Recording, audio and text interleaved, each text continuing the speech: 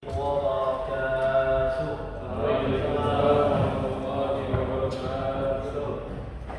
إن الحمد لله نحمده ونستعينه ونستغفره ونعوذ بالله من شرور أنفسنا ومن سيئات أعمالنا. من يهده الله فلا مضل له ومن يضلل فلا هادي له. أشهد أن لا إله إلا الله وحده لا شريك له وأشهد أن محمدا عبده ورسوله لا نبي بعده. اللهم صل على محمد وعلى آل محمد كما صليت على إبراهيم وعلى آل إبراهيم وبارك على محمد وعلى آل محمد كما باركت على إبراهيم وعلى آل إبراهيم إنك حميد مجيد. أوصيكم ونفسي بتقوى الله فقد فاز المتقون. قال الله تعالى في كتابه الكريم: أعوذ بالله من الشيطان الرجيم. بسم الله الرحمن الرحيم. يا أيها المدثر قم فأنذر وربك فكبر وثيابك فطهر والرجز فاهجر ولا تمنن تستكثر ولربك فاصبر. الآية. Alhamdulillah, hadirin jemaah kata Allah Subhanahu wa taala. Puja dan syukur kehadirat Allah Subhanahu wa taala. Alhamdulillah, malam ini kita dikumpulkan oleh Allah Subhanahu wa taala di tempat yang paling terbaik. Masya Allah wa masyaallah. Jadi kalau Allah sudah menghendaki, insya Allah akan terjadi. Hari ini kita duduk bersama di sini untuk menuntut ilmu. Mudah-mudahan langkah kaki kita dilipat gandakan pahalanya oleh Allah Subhanahu wa taala. Amin ya rabbal alamin. Salawat serta salam kita haturkan kepada junjungan kita Nabi Muhammad sallallahu alaihi wasallam beserta keluarganya, sahabatnya, tabi'in atau tabi'in ridwanullah alaihim jami'an. Hadirin jemaah rahmat Allah Subhanahu wa taala, dengan kondisi yang luar biasa ini, di mana-mana semuanya diperketat, ya. Kondisi yang luar biasa, melangkahkan kaki kita di atas bumi ini terasa berat, ya. Terasa berat sekali. Mudah-mudahan Allah selalu menguatkan iman kita. Jangan sampai, naudzubillah summa naudzubillah, virus yang selalu disebar-sebarkan atau diinformasikan terlalu besar membuat kita lebih takut kepada virus daripada kepada Allah Subhanahu wa taala. Oke, mudah-mudahan kita selalu tetap menjadikan Allah adalah Allahus Somad, satu-satunya sandaran kita. Masya Allah kana wa ma lam yasha lam yakun. Seandainya Allah berkehendak kita sehat, insya Allah kita akan selalu sehat. Kalau seandainya Allah tidak berkehendak kita sehat, ya pasti kita juga tidak sehat. Intinya kita selalu introspeksi diri, bagaimana kondisi kita, interaksi kita sosialnya bagaimana. Jangan sampai dengan virus ini kita tidak berinteraksi sosial dengan orang lain. Oke, hadirin jemaah yang dirahmati Allah Subhanahu wa taala. Lanjut ke pembahasan kita, yaitu tentang sirah an-nabawiyah. Bulan kemarin kita sudah sampai wahyu yang pertama, yaitu surat Al-Alaq. Jadi ada beberapa tahapan turun wahyu. Ada yang rinci seperti turunnya surat Al-Alaq, dirinci bagaimana perinciannya. Jibril datang sebagai pertama berupa manusia, lalu mengatakan ikra.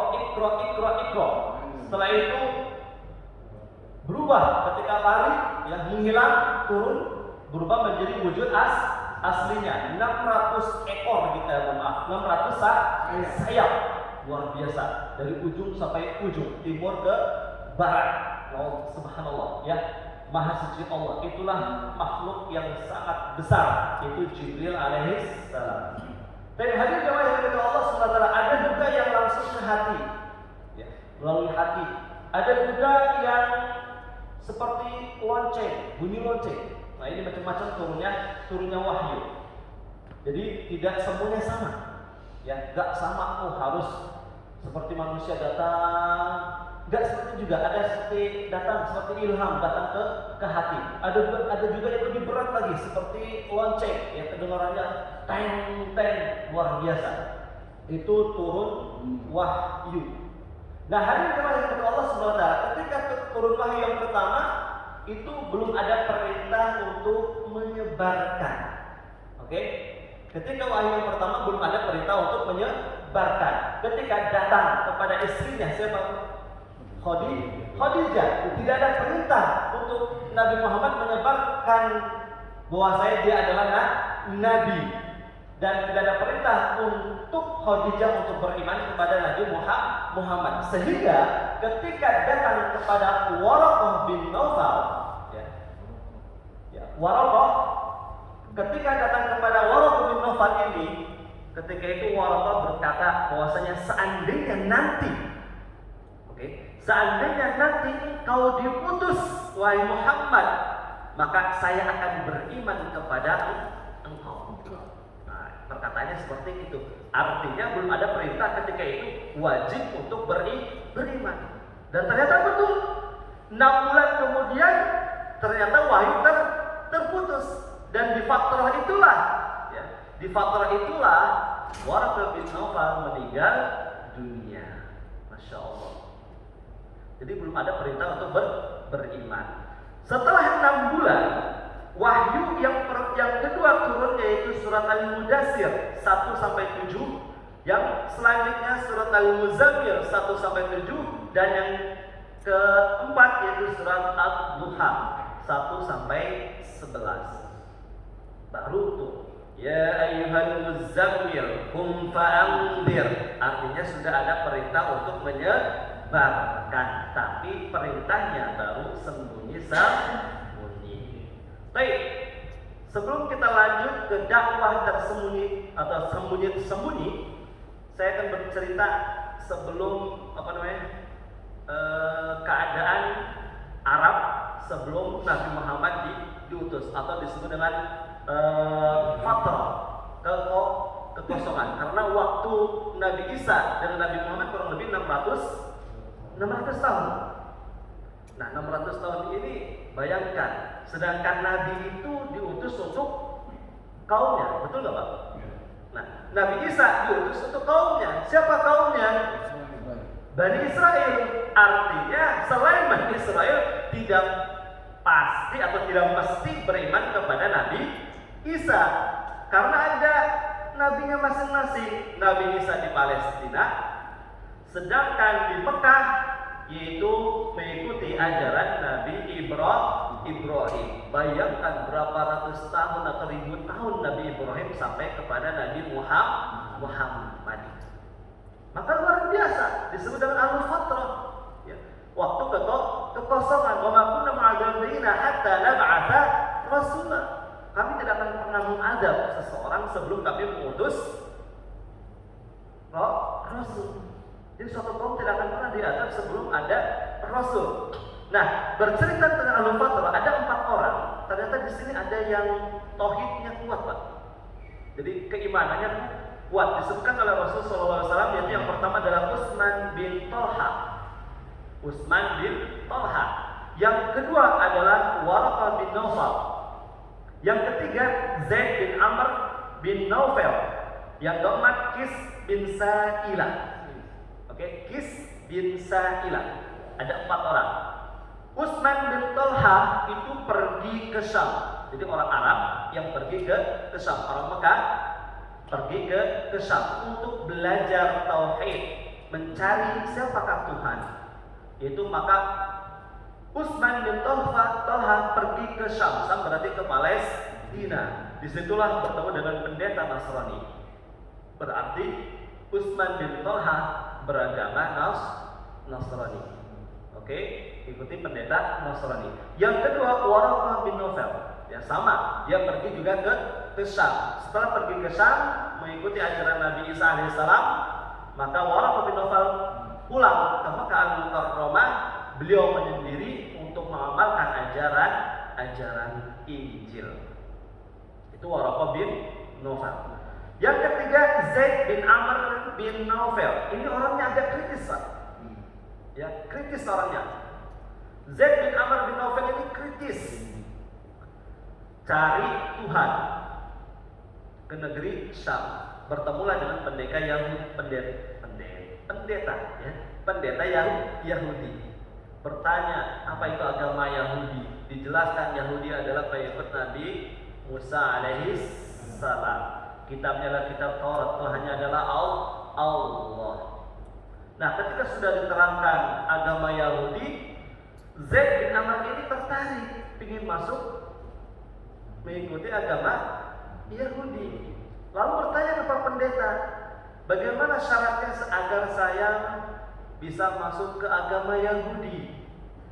Nah, ini dia pertanyaan ini, jawaban ini yang membuat Zaid bin Amr itu tidak mau masuk ke agama Yahudi. Jawabannya adalah ketika itu, kamu harus dibenci. Bayangin ya, keadaan Mekah ketika itu kan sudah luar biasa. Banyak perzinahan, penyembahan berhala, bermacam-macam berhala disembah. Pokoknya pembunuhan di mana-mana. Pokoknya sudah huru-hara di mana-mana, sudah nggak jelas. Saya keluar dari Mekah ingin masuk agama Yahudi, kok saya harus dibenci dulu? Kan secara masuk akal ini kok bagaimana agama? Ya, masa agama harus dibenci baru disukai oleh Allah? Maka dia pun tidak mau masuk agama Yahudi. Coba saya mau bertanya lagi, ada agama lain nggak? Oh ada tuh, Nasara. Akhirnya pergilah ke pendeta Nasara. Diterangkan juga sama, siapa nabinya, siapa kitabnya, Tuhannya apa. Sudah tertarik untuk masuk ke agama Nasara. Lalu minta syarat lagi, minta sesuatu. Apa sih syaratnya agar saya bisa masuk ke agama Nasara? Dijawab oleh pendetanya, kamu harus tersesat. Lah saya sudah tersesat, masa saya harus tersesat? Dia kagak mau. Ya. Zaid bin Amr itu seperti itu, orangnya kritis. Mau masuk agama Yahudi harus dibenci. Masa saya harus berzina? Masa harus membunuh? Kan tidak mungkin. Saya ingin bersih loh. Lalu agama Nasara saya harus tersesat. Ghairul maghdubi waladhdallin. Dibenci sama tersesat. Gak mungkin saya mau tersesat. Akhirnya tidak mau masuk agama Nasara. Oke, wahai pendeta, ada agama yang lain gak sih? Lah, kan sebenarnya di kota ente kan di Mekah. Di Mekah itu ada agama Hanif. Nah, ada agama Hanif. Apa itu agama Hanif? Agama Hanif adalah agama Islam yang dibawa oleh Nabi Ibrahim alaihissalam. Hanifan muslimah wa makana minal musyrikin. Akhirnya Zaid bin Amr, oke lah saya mengikuti yaitu agama Hanif. Datanglah, pulanglah dari negeri Syam ke Mekah Al-Mukarramah. Lihat kondisi orang-orang Mekah yang sudah luar biasa. Ketika talbiyah labbaik Allahumma labbaik labbaik la syarika lak labbaik innal hamda wan ni'mata laka wal mulk la syarika lak. Seharusnya kan berhenti di situ, tidak ada sekutu bagimu. Talbiyahnya seperti itu, panggilannya yang terhormat, saya mengikuti panggilan yang terhormat, la syarika lak, tidak ada sekutu bagimu. Orang Mekah ditambah illa syarikan laka tamliku wa malak. Kecuali yang kau miliki, ya, syirik, sesuatu yang syirik tapi kau kuasai. Itu apa? Patung. Illa syarikan lak, kecuali syirik ini, ya, patung-patung ini yang kau miliki dan yang kau kuasai. Maka ketika itu Zaid bin Amr duduk di bersandar di Ka'bah. Ketika ada orang Arab mengatakan seperti itu, illa syarikan lak, dia mengatakan berhenti sampai dia dipukul dan sebagainya. Itulah Zaid bin Amr. Ya. 3 orang. Pertama siapa tadi? Utsman bin Talha, Waraqah bin Nawfal. Yang ketiga Zaid bin Amr. Dia berani, ya, kritis orangnya. Dan yang terakhir adalah Qis bin Sa'ilah. Qis bin Sa'ilah itu orangnya menyendiri. Ya, Qis bin Sa'ilah orangnya menyendiri. Lihat kondisi kaum Quraisy ketika itu yang jahiliyahnya yang luar biasa.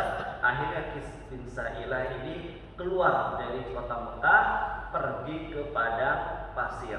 Diriwayatkan bahwasanya beliau hidup bersama hewan, sampai makan minum itu bareng dengan hewan.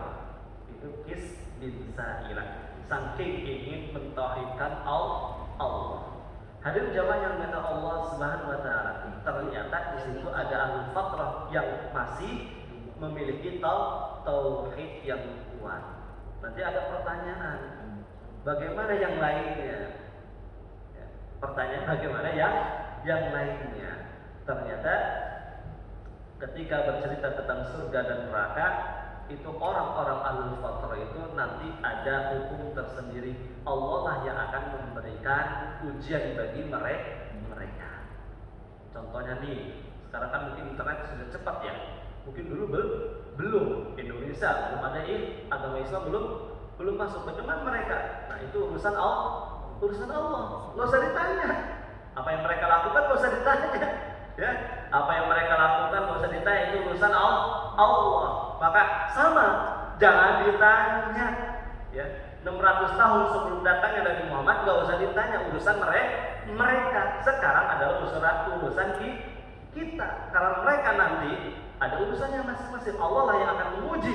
Contohnya nanti ketika ada surga dan neraka, orang-orang ahlul fatrah akan diperintahkan, ya, akan diperintahkan oleh Allah. Ya sudah jelas tuh, ketika ada penghukuman, ada hisab, ditanya kepada mereka, ditanyakan, masuklah kalian ke neraka.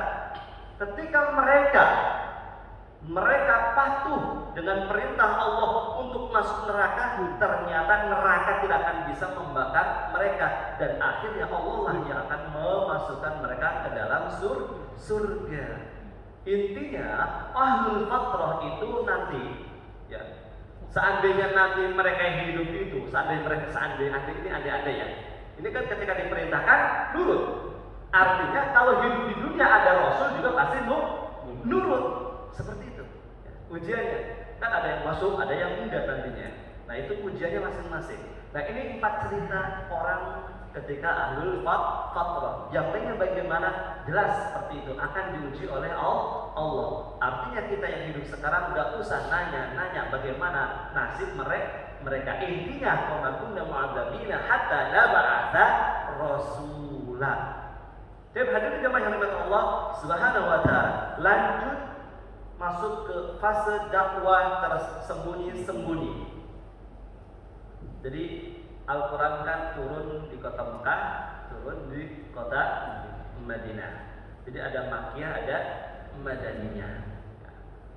Kalau secara ininya Quran, surat yang turun di kota Mekah, simpelnya ada Quran yang turun di kota Mekah, ada Quran yang turun di kota Madinah. Ini simpelnya, tapi ini gak pas.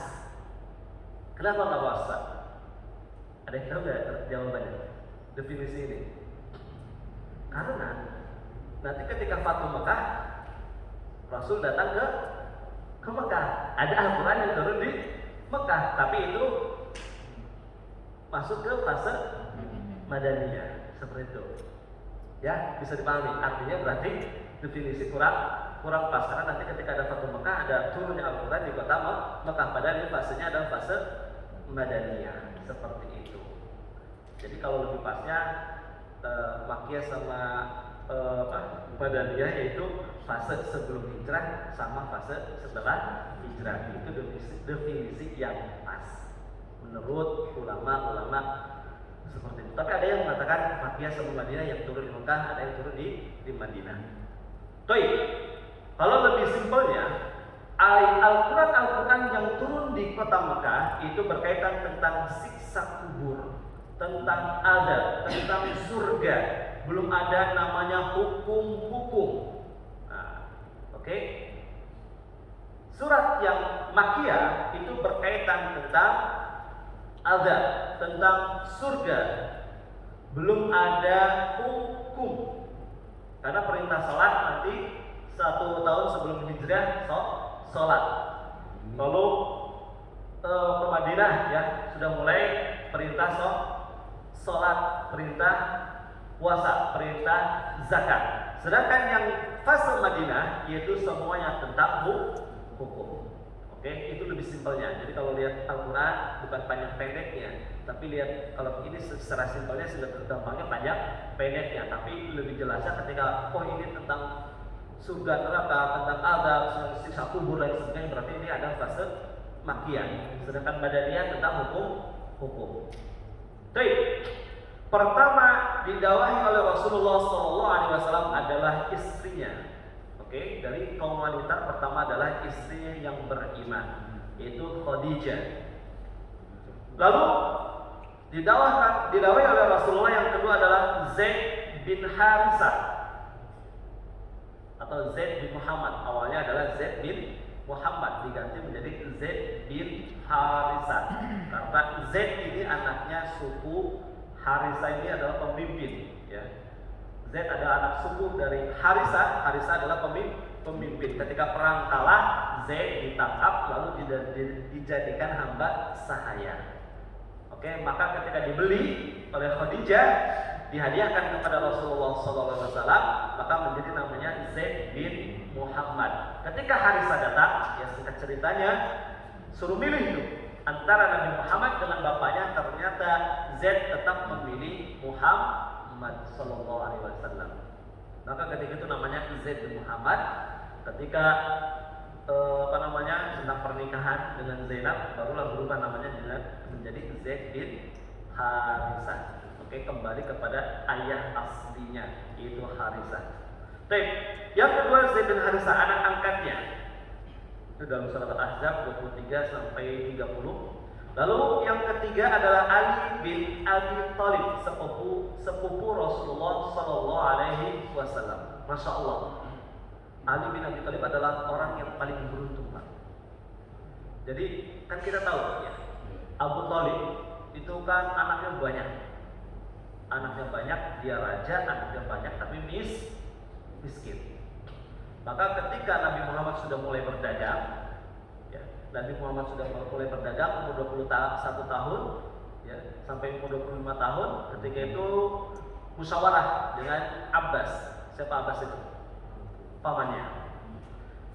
Ceritalah, ya, Abu Thalib ini banyak anaknya, gimana kalau kita angkat anak-anak mereka? Akhirnya Abbas pun memilih, Nabi Muhammad SAW juga memilih, dan terpilihlah Ali bin Abi Thalib. Dari kecil hidup dengan Rasulullah Sallallahu Alaihi Wasallam. Luar biasa, itulah Ali bin Abi Thalib. Lalu anak-anaknya, ya, didawahkan kepada anak-anaknya tentang Islam. Zainab, Ummu Kulsum, Ruqayyah, Fatimah, itu semuanya masuk Islam. Kok nggak ada yang laki? Karena yang laki meninggal ketika kecil. Lalu Rasulullah berdakwah kepada sahabat dekatnya. Nah, Masya Allah, ini adalah tariqatul dakwah, ya, cara berdakwah. Berdakwah kepada Abu Bakar. Jadi kalau ketika kepada Abu Bakar, terus Rasulullah berdakwah kepada yang lain itu nanya. Oke, yang lain itu bertanya. Tapi ketika dakwah kepada Abu Bakar, itu langsung, ya, asyhadu an la ilaha illallah wa anna Muhammadar Rasulullah. Gak ada pertanyaan apapun.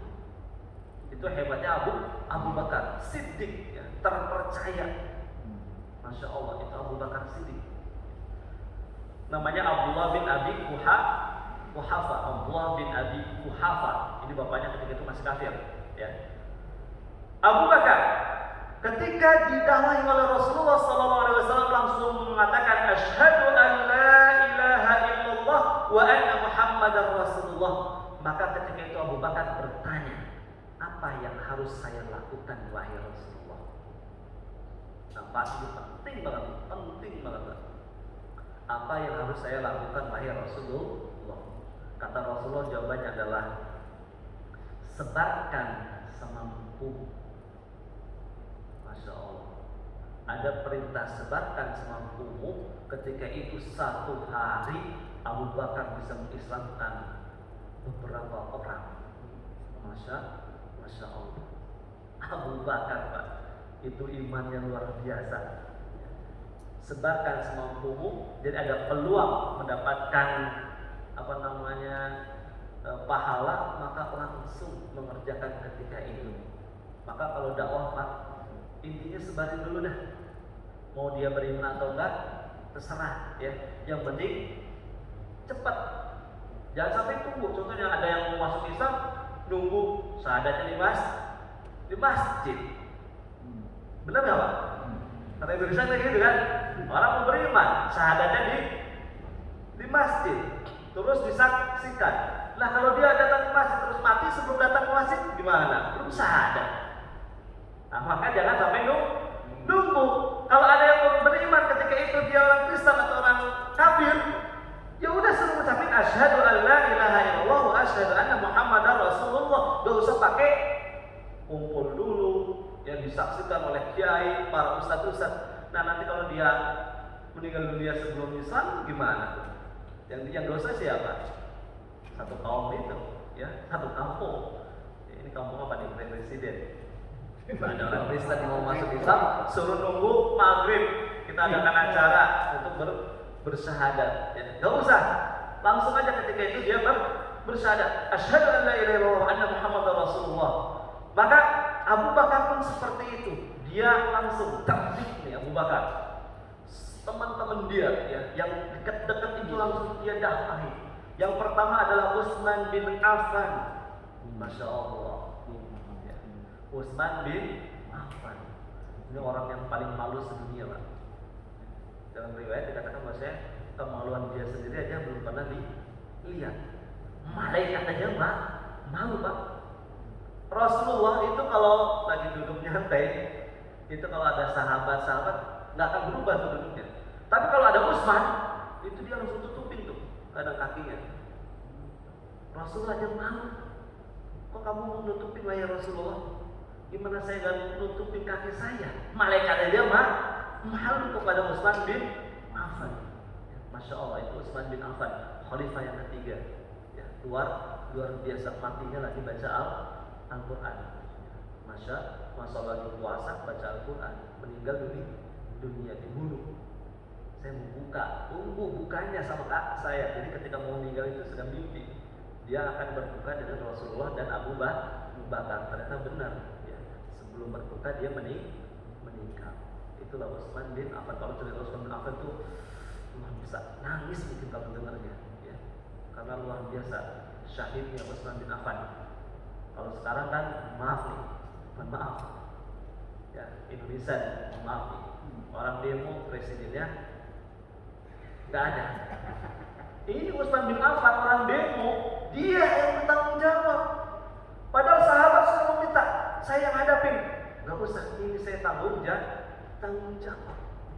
Itulah Utsman bin Affan, tanggung jawabnya luar biasa. Orang-orang Badui datang dari Mesir itu, yang pembunuh kan orang-orang Mesir.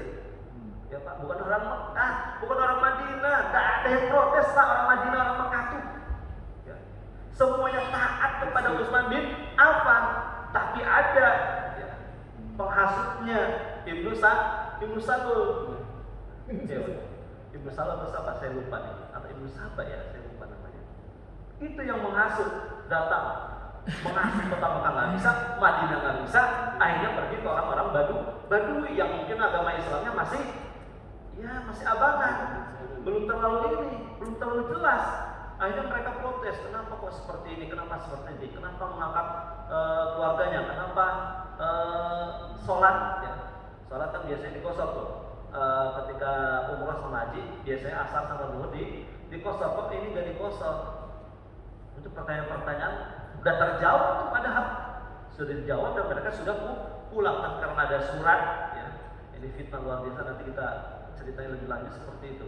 Datang, akhirnya mereka sudah balik, datang lagi tuh, karena ada fitnah, yaitu surat untuk pembantaian orang-orang Badui. Jadi ada surat ke gubernur Mesir agar orang-orang yang protes ini dibantai. Ketahuan tuh, akhirnya balik lagi, akhirnya membunuh Utsman bin Affan. Semua para sahabat duduk, suruh kunci pintunya saya yang bertanggung jawab. Nggak ada yang boleh menghalangi mereka. Jadi para sahabat bukannya nggak mau melindungi Utsman bin Affan, tapi karena perintah Utsman bin Affan untuk sarungnya pedangnya dimasukkan. Kalau enggak mungkin mereka sudah habis. Itulah Utsman bin Affan, luar biasa infak dan sedekahnya. Kita tahu ya, Utsman bin Affan itu membeli surga dengan infak dan sedekah. Baik, Utsman bin Affan. Setelah Utsman bin Affan, Abu Bakar memenuhi pergi ke Zubair bin Awwam. Nah, ini Zubair bin Awwam itu anak Safiyah. Safiyah itu tantenya Rasulullah. Safiyah punya anak Zubair bin Awwam, tantenya. Oke, jadi Safiyah adalah tantenya. Zubair bin Awwam, ketika itu Safiyah ibunya belum masuk Islam. Belum. Karena belum ada perintah dakwah untuk keluarga. Masih dakwahnya sembunyi-sembunyi. Oke. Zubair bin Awwam terkenal dengan orang yang pemberani, umur 16 tahun, punya 2 tongkat depan belakang. Jadi kalau Allahu Akbar perang, dia dari belakang, Pak. Tapi dia dari belakang ketika sudah takbir, langsung dia sendiri maju ke depan. Yang lain di belakang, dia udah di depan. Orang takut pada Zubair bin Awwam, pemberani umur 16 tahun ketika itu. Lalu setelah Zubair bin Awwam, Thalha bin Ubaidillah. Masya Allah, Thalha bin Ubaidillah. Ini bersaingnya sama seperti Utsman bin Affan tentang infak dan sedekah. Itu Thalha bin Ubaidillah itu hampir sama seperti Utsman bin Affan, bersaing untuk infak dan sedekah. Thalha bin Ubaidillah, nih ada cerita lucu, Pak. Jadi perang Uhud itu miliknya Thalha bin Ubaidillah. Kenapa kok jadi miliknya Thalha bin Ubaidillah? Thalha bin Ubaidillah ketika perang Uhud kan sudah menang, terus kalah karena pada kabur ya dari pemanah ini pada ngambil ghanimah. Ketika itu Nabi Muhammad sudah terpepet. Thalha bin Ubaidillah adalah orang yang membela Rasulullah. Ketika itu sampai tangannya jari-jarinya putus dan giginya ompong, Pak. Jadi kalau senyum ompong giginya. Ternyata Pak, Allah menjadikan dia lebih ganteng ketika dia ompong. Masya Allah, itulah Thalha bin Ubaidillah. Gantengnya Thalha adalah ketika dia ompong. Sebelum ompong dia biasa-biasa saja, tapi ketika ompong itu dia lebih ganteng. Nah, ini sirah yang berkata seperti itu, Pak. Ya, jadi Thalha bin Ubaidillah, perang Uhud milik Thalha. Lanjut. Ketika itu Abu Bakar berdakwah kepada Sa'ad bin Abi Waqqas. Ini luar biasa. Kita tahu ya, jenderal perang adalah Sa'ad bin Abi Waqqas. Seluruh wilayah Persia itu takluk oleh Sa'ad bin Abi Waqqas. Kita tahu ada Imam Bukhari, ada Imam Muslim, ada Imam Syafi'i, ada Imam Hanafi, ada Imam Hambali. Itu wilayah-wilayah Persia, Irak, ya, Sabur dan lain sebagainya. Itu luar biasa. Berkat siapa, Pak? Sa'ad bin Abi Waqqas. Seluruh wilayah Persia itu takluk oleh Sa'ad bin Abi Waqqas. Kita sebutkan beberapa utama mereka. Lalu Abdurrahman bin Auf. Wah, ini Abdurrahman bin Auf itu ceritanya mungkin sering dengar ya. Ma yubkika, apa yang menyebabkan kamu nangis. Jadi para sahabat dikumpulin. Jadi Abdurrahman bin Auf itu kalau jalan itu bekas kakinya itu jadi emas. Kalau bahasa kasarnya kayak gitu. Kalau jalan bekas kakinya jadi emas. Ya, Abdurrahman bin Auf jalan itu bekas kakinya jadi emas. Itu cuma kiasan aja, Pak. Artinya kemanapun dia berdagang selalu untung. Kaya raya. Kalau datang itu semua orang Madinah itu sampai mengulurkan lehernya. Jadi manjahin leher. Karena ada rebana tuh. Ya, rebana udah biasa, Pak. jadi bid'ah kan dulu ada bid'ah, ada rebana. Jadi ada nyanyi nyambut tuh para pedagang-pedagang. Ketika nyambut dibagi tuh hasil-hasilnya oleh Abdurrahman bin Auf. Ketika para sahabat ngumpul, biasa tuh makanan satu satu nampan, ya. Ada daging, ada ayam, kebuli lah bahasa kita. Ketika sudah mau makan, itu Abdurrahman bin Auf nangis. Maka ditanya, "Mayukika ya Abdurrahman, apa yang menyebabkan kamu nangis?" Dia teringat Mus'ab bin Umair. Bayangin, Mus'ab bin Umair itu orang ganteng, kaya raya, masuk Islam jadi miskin, gak punya apa-apa. Sampai ketika meninggal dunia, itu kain kafannya cuma pendek, ditutup kepalanya, kakinya kelihatan, tutup kakinya, kepalanya kelihatan. Maka dia nangis, takut kalau pahalanya cuma dibalas di dunia. Ada nggak kita kayak gitu, Pak? Ada. Ada nggak ya kayak orang-orang takut kalau pahalanya itu dibalas cuma di dunia, di akhirat dia miskin. Mudah-mudahan kita kaya di dunia, kaya di akhirat. Amin. Nah, itulah Abdurrahman bin Auf. Abdurrahman bin Auf adalah pemimpin majlis ketika Nabi Muhammad meninggal dunia. Abu Bakar pemimpin. Abu Bakar meninggal dunia. Umar, seandainya kata Umar, seandainya seluruhnya sepakat Abdurrahman bin Auf untuk jadi khalifah, maka saya akan memilih Abdurrahman bin Auf karena dia adalah pemimpin majlis. Itulah Abdurrahman bin Auf. Masya Allah.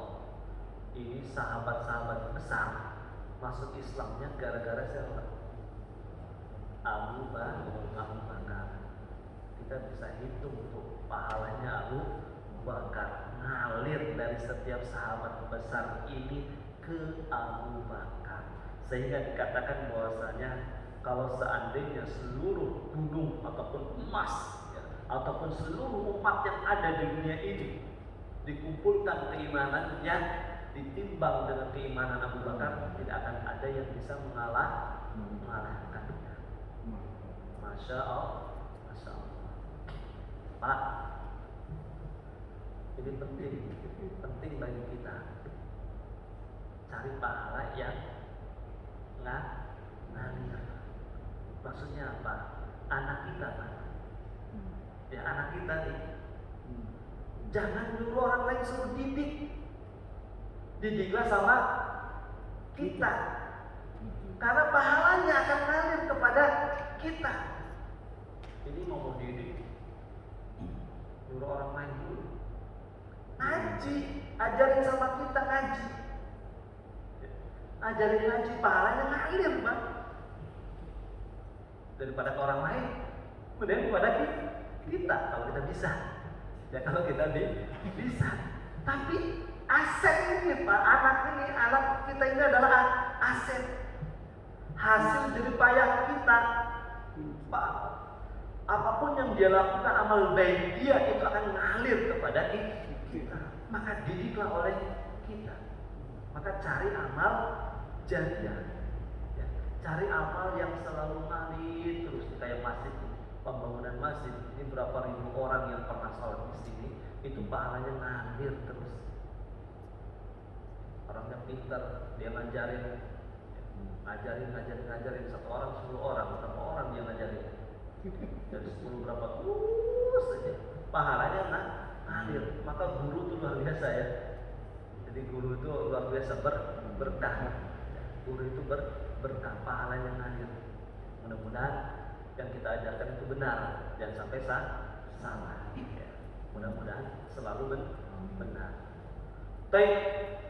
Nah, intinya seperti itu. Kita harus cari amal jariah seperti Abu Bakar. Seperti Abu Bakar, luar biasa, teman dekatnya didawai satu, ternyata mereka adalah orang-orang besar, infaknya paling banyak, jihadnya, pemberaninya luar biasa, penakluk Persia, semua pahalanya ngumpul untuk Abu Bakar As-Siddiq. Baik. Selesai di sini masuk ke dakwah secara terang-terangan. Surat Al-Hijr surat 15 ayat 94, 90 sampai 99. Fasda bima tu'mar wa a'rid 'anil musyrikin. Fasda bima tu'mar wa a'rid 'anil musyrikin. Al-Hijr. Al-Hijr ayat 15 sampai 99. Kita bacakan, oke?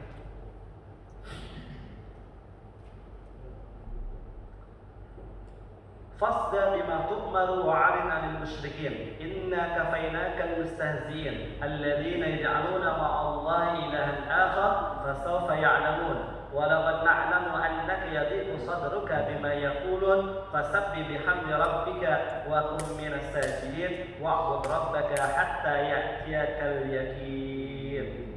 Masyaallah. 93.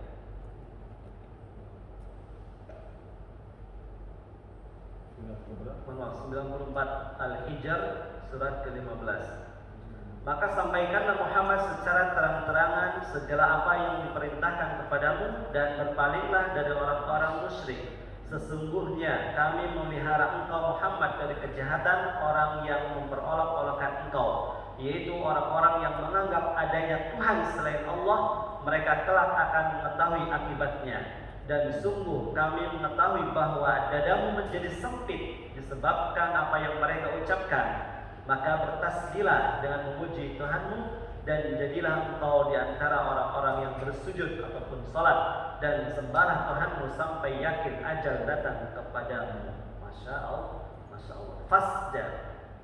Maka sampaikanlah Muhammad secara terang-terangan apa yang Allah perintahkan. Dakwah secara terang-terangan sudah mulai. Ya, tadi sembunyi-sembunyi, yang beriman tadi sudah jelas. Ya. Fase pertama, orang-orang yang beriman adalah orang-orang besar. Maka fase kedua, dakwah secara terang-terangan sudah mulai. Banyak gangguan.